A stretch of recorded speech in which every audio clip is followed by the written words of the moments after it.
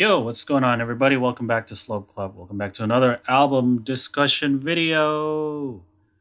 It's me, I'm Boy, and I'm with Josh, Tron, and RJ.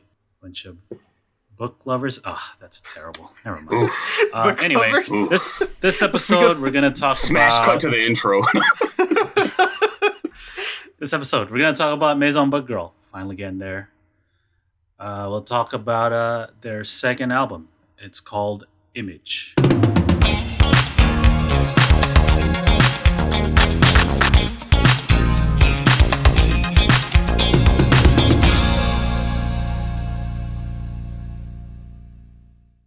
All right, Image, Maison Book Girl, second album. It was released 2017, 11 tracks, very interesting sound. But, that's just Maison Book Girl in a nutshell, I guess. If you don't know who they were formed by former BIS member Koshoji Megumi. That was 2014. Koshoji Megumi made an announcement. I'm a make a new group, so audition. So, yeah, they're up to 4 members right now. And their name is inspired by Twin Peaks or something like that. There's like the Book House Boys, right? Like in that. Oh, word. I thought you meant the restaurant or whatever. I've never seen. No, Twin the Peaks, drama. so. I ate there once. It was really good. Decided to name a whole group after it. I'm down. No, I'm talking about the drama. In the 90s, right? Had like a cult following. Anyway, there's the group called Book House Boys in there, and so they did Book House Girl, but they were like, no, let's be more fancy and be French. Maison Book Girl. There you go. Yeah, they're very well known for kind of their alternative and like artistic approach to this whole thing. They do interesting artistic stuff. Like they have a song that has lyrics that are arranged by AI and shit like that. What? So that kind of tells you the kind of idol group they It's are. pretty left field. They do cool, interesting shit. But I think the most interesting thing, I guess, for me and most other people, right, is their sound. Their sound's very unique, characterized by stuff like odd time signatures and syncopations and polyrhythms and all that fun shit. Math pop. That's who they be. Are you guys familiar with this group? I finally am. I feel like I had a run where I wasn't familiar with groups, but this one I'm familiar with. I think Tron's the only one here. The only book girl. Never heard about this group until a week ago when we decided to do this album. So, yeah, I completely knew nothing about them going into it, and I think I'm more confused after listening to the album. But I guess we'll talk about not too much. But math pop makes a lot of sense when RJ said math pop, because math was my worst subject, and I was confused. And Letting down the Asians out there. Yeah, not following the stereotype. Damn. But let's get into it though. Yeah, so Image. This is the second album. It's they're kind of hard to classify, I guess. There's some pop, obviously idol pop, but like they are, I don't know, like their label is kind of like contemporary classical music / idol pop, new age. There's like poetry reading in there too and shit like that. So, yeah, they're definitely very interesting sound. So, what you guys think?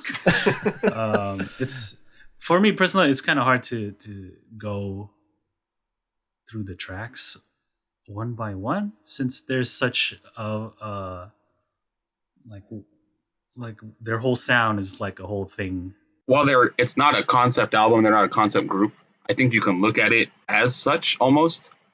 Yeah, I agree. I feel like the whole album, like if you listen to it front to back, it tells a sort of story. And then just the musical cues and signatures and motifs that are present on the album lend itself to listening to it as a whole, front to back. Yeah.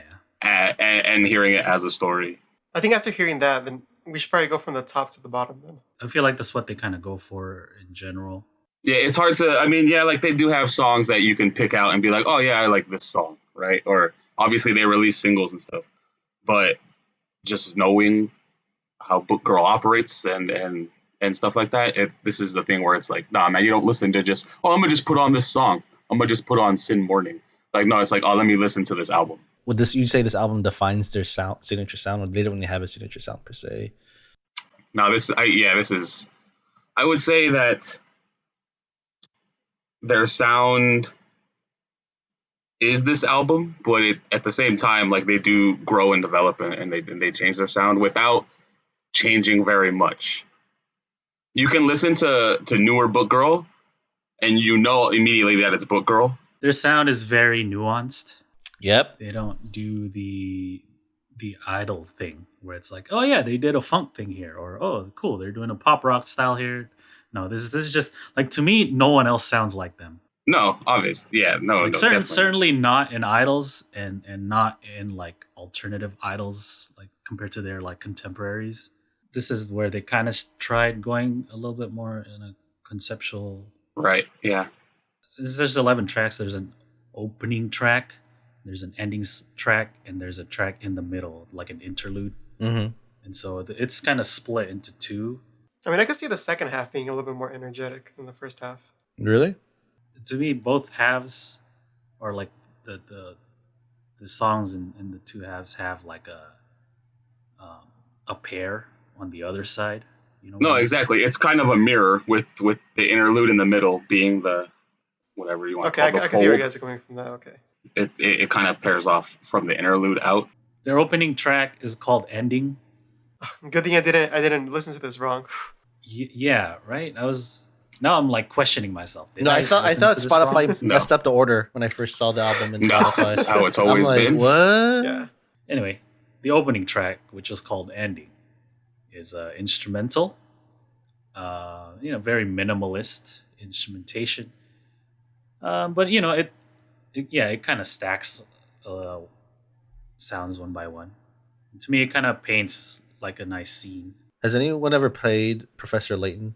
I have not, but I know of it, but I have So, not. like, when I first heard this particular song, I instantly thought of like the Professor Layton series and their themes. It's very very like whimsical, like theme that like definitely felt similar to this particular song. So I was like, I actually digged it a lot. It's actually very fun. This remind me of a Professor Layton theme song, but just a very slower version. So very fun. It was interesting. I think it's a nice warm up. It's very pretty, like Tron was saying. And for me, the same kind of feel. Like I feel like it plays out almost like a prelude. We've all been to Cirque du Soleil shows. Like in the beginning, they have like a nice instrumental band. Like there's that's what usually I was okay. trying to put my Josh finger hasn't, on. but the rest of us have. So it's like a prelude. It's like an opening, like where there's usually like the main character, like they're setting up the story of the Cirque du Soleil show, right? And he's like kind of wandering around on the stage doing his thing. To me, that's what this sounds like. That's a good comparison, RJ, because that's exactly. I was thinking of another comparison besides Professor Layton. I couldn't put my finger on it. It was like on the tip of my tongue, and like, yeah. Cirque du Soleil. It serves as a good opening. I think it's very effective to me. Yeah. It kind of warms you up to like the sounds it's going to use, right? So I think like this introduces pretty much like a lot of the sounds that you're gonna hear. Yeah, it introduces the core sounds of Book Girl. Like through the whole album, and just kind of the whole group in general. And then we get to Sin Morning, pretty kind of cool staccato sound, like Yeah, in all the instruments. Just a little thing here, a little thing there, some like strings and some like guitar chords. yeah. I think it's possibly the most math on the album, because it has those incomplete melodies, right? You get like a dun dun, and then all of a sudden the strings fill it in on the back end, right, with a dun dun, and then a piano line comes in to fill in another little piece, and that makes your whole bar or 2 bars in music, right? And it just kind of goes that way. But yeah, the staccato rhythms. But then when she got to like the actual, refrain and stuff like that, everything Comes together. Yeah, to me, which is the story of this album. And then if you listen throughout, it's like different instruments get introduced and then leave. But like all the different instruments kind of like all blend together to make this cohesive sound, which I enjoyed. That it kind of like kept the story through the song. Ron, what did you think? No, it's pretty good. It's like very quirky, and I think one of the more energetic songs in this album. There's some very slow pace. Like there's some weird. Like I think what you're saying, like the core sound of this whole album kind of falls starting from the beginning song all the way throughout the album. You definitely hear it in this song, and I think it's one of the more energetic, more upbeat sounds. Um, I think it's a good place in the album too. Like having this as a second song to kind of keep the energy kind of building upon. I can appreciate that. But yeah, very quirky. I enjoyed it a lot. I think it's probably the quirkiest of the songs on the album. I agree.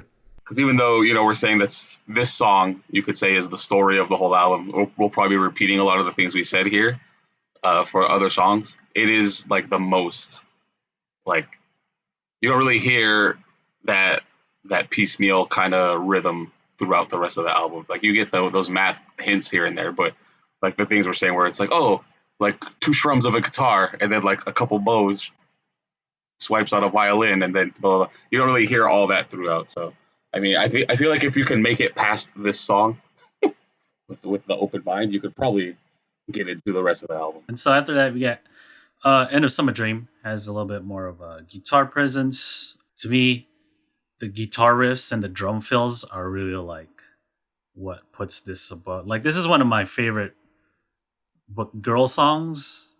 It's probably my favorite song off this album. Interesting.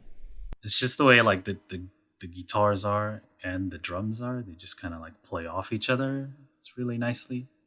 And then like throughout the song, you get these like really cool like drum fills. Yeah, I think the drums on this are great. The drums are really good. I think to me, this is one of the songs that's most emblematic of the book girl sound. Either this or Faithlessness to me. You play one of those two. that's book girl sound. But yeah, and again, everything comes together really nicely on the chorus. Like there's all these other little things going on, and then it all just comes together to make this really nice sound. I can appreciate the focus on the acoustic guitar throughout the song. I mean, like Boy's mentioning, I think that kind of like is the theme, and like they definitely carry that theme out throughout the course of the song and do it. Yeah, that's like the main highlight on the song. Yeah, and I can appreciate that. I think it's very interesting that you can do that. And like this is again, we take a step back and we realize this is an idol album. I feel like the first 20 minutes or so we've been talking about, you feel like you're critiquing like some indie alternative rock band or like some indie band, and it's no, this is an idol group, right? So I think this is something that we can kind of take a step back and appreciate and be like, oh, this is pretty cool stuff. I mean, that's like almost how they present themselves. So which is, you can appreciate that, which is not very common, right? Yeah, so End of Summer Dream, definitely a favorite. Following that, we had Veranda, which I think was the most straightforward song rhythmically. It's probably why it's my favorite song. I didn't have to think too hard. Just, that's cool. I don't have It's to just- think it's too hard just, and them trumpets, yeah. dude. I think it's See, but there's a lot of experimental things on this one. Like they have the water, the white noise, and even like the left and right channels. yeah. And then like how the mixing Left- works and everything. Yeah, Like, for this one, exactly. I feel like for this album, or especially for this song, you need headphones. If you don't have headphones, you're doing a disservice to yourself because there's a lot of different sounds that go on everywhere. Like the instrumentation definitely has a lot of like experimental stuff. But like Book Girls is known for their odd time signatures, but this song is just common 4/4. So the only difference here is like you have the chaos of the instrumental, right? The instrumental is going hard. It's frenetic as fuck, and everything's just going crazy. But the girls are just like singing normally. So you have like the juxtaposition between the chaos of the instrumental and then like this chill, calm. I don't want to say emotionless, but it doesn't. If you played the vocals without the instrumental, you would not know that this instrumental went with these vocals and vice versa, right? And I think that's where that's the experiment here. But it's still somehow when you do play them together, it works really well. It's pretty sick. Even the little obnoxious horn synth. I like it. No, I like it too. Like getting to this song, this is the first time they kind of introduced this kind of like xylophone marimba Which is very present throughout the rest of the album. and that like trumpetish synth line. So yeah, it's a little bit faster kind of driving feel to the song. I think because of the energy of the song and like just like the upbeat and like you guys are mentioning the driving force behind it. Like I think that's why it draws to me the most. The song particularly like is just up there for me. It is probably my favorite song in this album. Is because of that, you know. I think I talked this about before, but like I can appreciate and how you guys can articulate like the different like nuances of the songs and the music and how you guys can break it down. I think that's amazing. But for me, like I don't look for that in idol music. I just want something nice and simple, and like I can really enjoy rhythm. And I think it's not because I think because I'm not as hardcore in terms of breaking music down like I think RJ and Boy are, and I can appreciate that. And I wish I could be like that, but I think it's a good opportunity. This album is a really good opportunity for them to showcase that, because I think you guys are very smart, and like you guys are way more find that kind of stuff and appreciate that stuff more than maybe say myself. So I think it's really cool that I can hear you guys talk about this stuff, and it's like, damn, it's really cool how you guys break that down. I can really appreciate I kind of see where you come from, John, because I go for like the mood and like little things that stick out to me in the song. Like I can't really articulate it as well either, but then I know like when I like something and like something's a little off for me. There's no wrong way to enjoy music. No, yeah. Like to however me, you guys enjoy it is how you enjoy it. Exactly. That's perfectly fine with me. like the fact that they are an idol group, but they're doing something very not is what I like so much about this group. And I think that's cool. I think that's super cool that Like the term alternative idol, that's what Maison Book Girl is. They're like completely not an idol group. Exactly. I know like the term all idol is like a very kind of just like a general catch-all for anything that's not, AKB status style. refer to idols that's not like mainstream, but like taking it literally, they're like completely alternative, right? Like it's still pop music, but it's not conventional pop music. super alternative. Yeah, I saw them do like a mini set. They only did like 2 songs at like this festival thing. But yeah, I mean, they just kind of they turned all the lights off and they came out on stage in the dark. Then the lights came back on and they just started singing. That was it. And then they just sing and, they don't dance. They don't really dance. They have like these little, it's obviously choreographed, but they just do like these little motions. They don't do full on like choreography. You can kind of see it in the back behind Boy on the PVs. They don't really do much like full dancing. It's just kind of like, we're doing this now. Oh, now we're going to do this move. And the fans, they just kind of stand there and they just put their hands up. Every once in a while, they might clap like at one point or something. Like on Faithlessness, there's that da da da da da da, and there's that double hit, right? No mix, no chanting, no mixing. All right. This is my kind of group. Hey, different strokes for different folks. I can appreciate that. Yeah, and so let's go to the next one, Faithlessness. This has like this weird accordion I thing. love the accordion. I want to play Sea of Thieves. The French squeeze box? Yeah, dude. The first 30 seconds, I'm like, I need to gather up the boys and play some Sea of Thieves, dude. Because I started listening to it. Let me get my baguettes out. Yeah. So like I mentioned their like odd time signature usage, and compared this to Veranda. If you count, if you want to be that guy and count, you can really because the snare in this song like makes you count. It's like not like a common time signature or whatever. There's like a certain swing to the rhythm that's not in regular like idol music. You know what I mean? I think the only like other group that could do something like this is like Sora Top Sakana. I had mentioned End of Summer Dream and this are the 2 that I would like point to, because you look at this, you got their percussion drums going hard through the whole song. You have the odd time signatures everywhere. Everything drops in and out like randomly. You don't even really realize it, right? You're just listening to it and then you're like, wait a minute, that synth isn't there anymore. Or, the marimba's gone. But then all of a sudden, wait, now it's back. But now there's a piano with it too. And everything just kind of drops in and out. That's my favorite part about this, because like there's even moments when like it's just pure instruments and then it does that in itself without the girls' vocals. And to me, that's why I like the song. It's like my second favorite song on this whole album. And you get the repetition, especially on the chorus. You get the repetition, which kind of mirrors the instrumentation, right? Because you get a lot of repetition on the instrumentation. I think the chorus is really catchy in this song. That's a good point. Yeah. Like whenever I listen to this song, it's like the snare is so prominent. It's that double hit at the end because that's like really stands out, right? And even like the instruments, like this is another headphone one, where like because it does like 2 and then 1, 2, then 1. It messes with you because it does the same instrument but different time signatures, and then like it's I don't know, it's just a headphone one for sure. And at the live, that's the only thing that fans would do on that double hit. They would clap.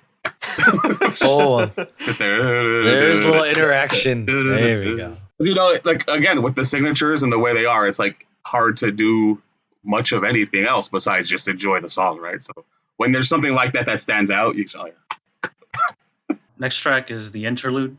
It's just called Int. It's like 10 minutes Interlude long. or intermission because it's halfway through the show. Whichever floats your boat. But yeah, it's a completely instrumental track. Very nice and pretty.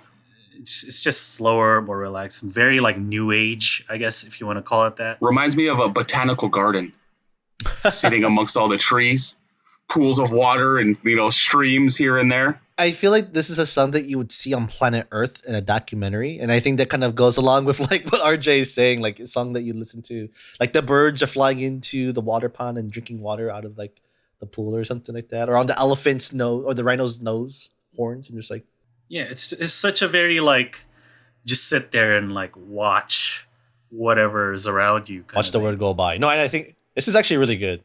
It's a 10-minute song, but it doesn't feel like that. Like you just listen to it and then the next thing you know, it's done. But you just wasted, or not wasted, but you just spent 10 minutes of your life listening to this one song. I actually used this song because I listened to this album like last week. I was doing some studying and working, and I actually added the song to like my study playlist. So it's just like in there. And it's like it's a good song just to like have in the background and get some work down. I guess soundtrack to whatever, It's like a palate cleanser for the album. It's palate cleanser, yeah. Let's go to the next track called Townscape, which to me is a townscape. It's like very fitting of the title. Like it could be like in an RPG, right? When you walk into the town, this is the music that's playing in the background. Yeah, it's not like it's like you're going into a town in Zelda. Yeah. Yeah. I mean, very whimsical sounds, like Majora's Mask a little themed. Strings and the little funky Wurlitzer stabs are just doing their complete own different things. But somehow they're working together. Like one of them's over here doing this, the other one's over here doing this. They're accomplishing the same. I got you. Yeah, I got you too, bro. I like that they use an instrument that's like almost primarily used for funk music.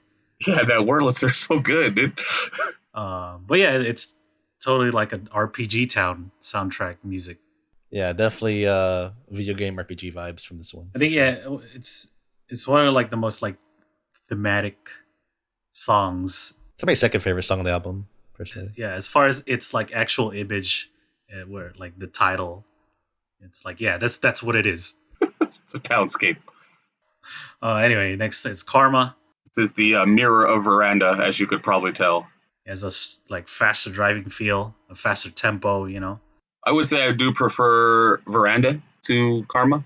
This is actually my favorite song on the album. Okay, alrighty. I do like how with the vocals, they kind of like mess with the vocals a little bit to kind of like fit with the instruments. Like it's a little bit, at points it sounds a little bit unnatural, but I feel like it really adds to the instruments.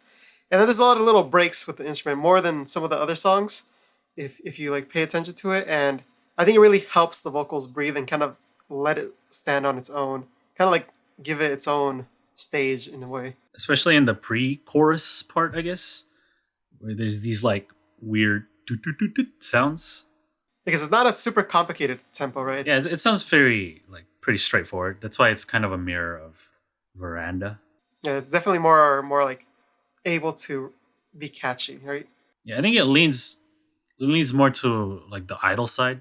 The biggest takeaway for me for this song is just the bass, the really funky bass. Like the bass lines on the song is really, really catchy for me. So it stuck out to me for this song specifically. So yeah, that's Karma. Next one's Screen. I thought this was interesting because it switches between a few time signatures. Yeah, I noticed that. You can't just like head bob to the whole song all the way through because it changes.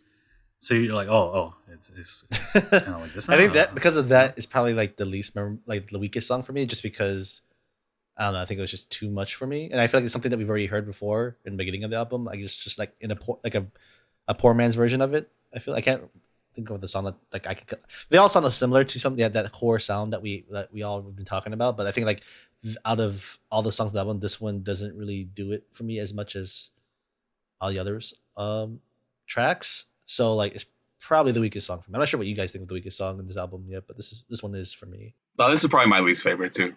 Yeah, like, I like the song, but like I feel like it isn't as memorable. That's exactly it. It's not as memorable. I think it's like It's like a poor version of something that we would listen to before. So I think to me the like synth part is the only memorable thing. mm. That's like the interlude part of the song.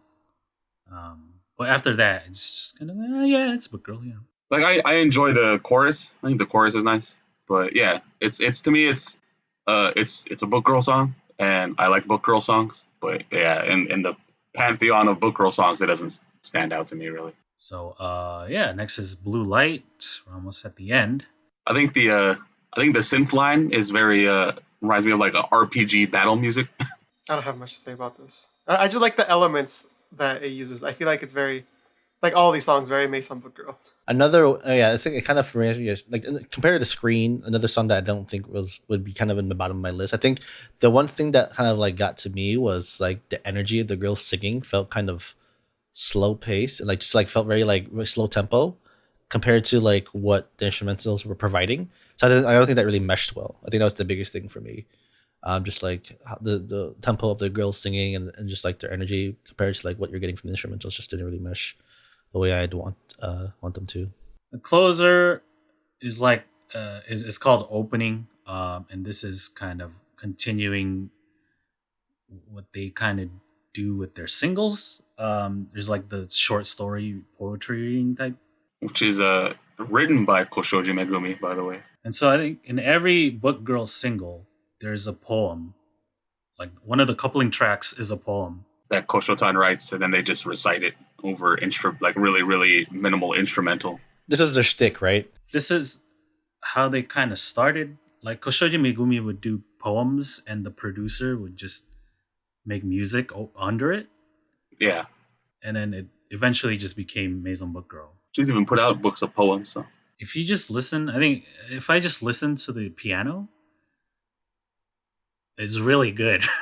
even with the poetry reciting, like I was listening to the album before we started, like just to kind of finalize notes and stuff. And when this song came on, like I like got up to like kind of get things ready, like get my laptop and set the camera and stuff. I just let it play, and it's nice. It's just nice in the background. They're just reciting poetry, and there's a little piano playing, and it's just nice. It's like the composition is very nice.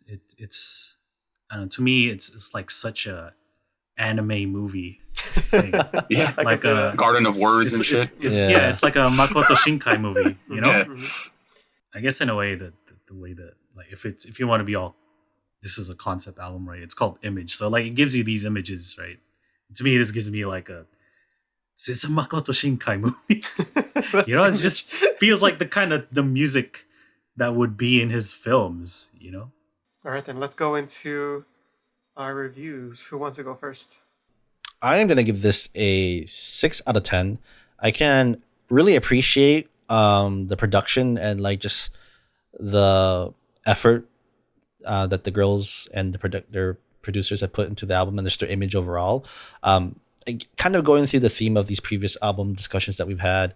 Do I consider this an idol album, or do I consider this like a really awesome experimental alternative group that happens to be a bunch of girls singing? It's kind of like, it's different for me, right? So I think because it doesn't really jive with what I consider idol music and really what I would want to listen to if I was wanting to punch in some of my favorite idol tracks. It really doesn't really fall into that category, but I can appreciate the artistic and just like the different experimental stuff that they put towards the instrumentals, and I can definitely tell like this is something that Boy and RJ can really appreciate, but just not my cup of tea. But I can really can appreciate the album as holistically and the effort they put into it. But for me, 6 out of 10. All right, so for me, this is a 8 out of 10, and I can say from the beginning, not everyone will like this. Like this isn't something that will wow everyone, but I think that this is something that we can really appreciate what the creativity it has, not even in the mixing, but just the general concept of this, because this isn't something that anybody could come up with or any producer could do. So I think that's something that a lot of people listening to this can appreciate at the least. This album has a lot of core Maison Book Girl themes in it. The newer stuff is a little bit more experimental, with their empty spaces, their awkward long time signatures. Field recordings. God damn, that album did. But I think this is a good intro to Maison Girl and kind of seeing if this is your cup of tea or not.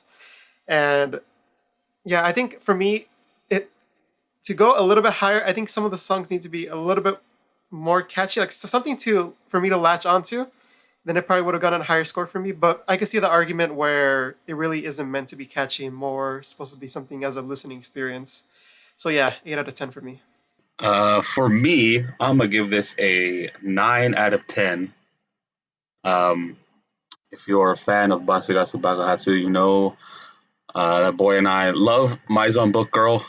I feel almost like they can do no wrong. But I'm already a big fan of math rock and experimental music and stuff like that. So to have the two sides, idol fandom and experimental alternative fandom kind of come together, it's just like a dream come true, right? I remember when they first came out, me and Boy, we listened to their first release, and we were like, "Yo, I didn't know we wanted this, but I'm so glad it's here now. Like this is everything I didn't know I wanted." So. I like it a lot. I can see how it would not be. It's easily to see how this could not be everybody's cup of tea. Which is probably why, as Boy said earlier, there is no other group that sounds like this. Right? They are supremely unique in that sense.